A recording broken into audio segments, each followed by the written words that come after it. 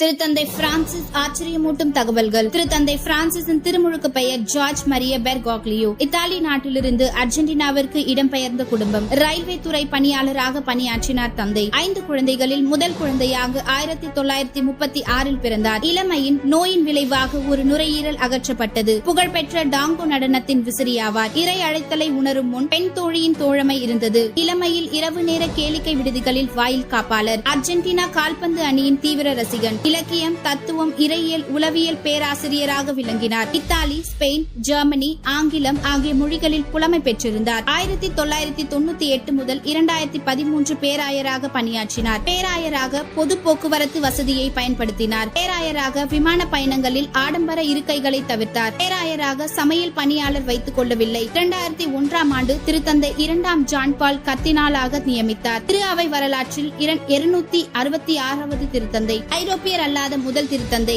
America நாடுகளிலிருந்து தேர்ந்தெடுக்கப்பட்ட முதல் திருத்தந்தை. பிரான்சிஸ் என்கின்ற பெயரை மற்றொரு திருத்தந்தை தேர்ந்தெடுக்கும் போது முதல் பிரான்சிஸ் என்று அழைக்கப்படுவார்.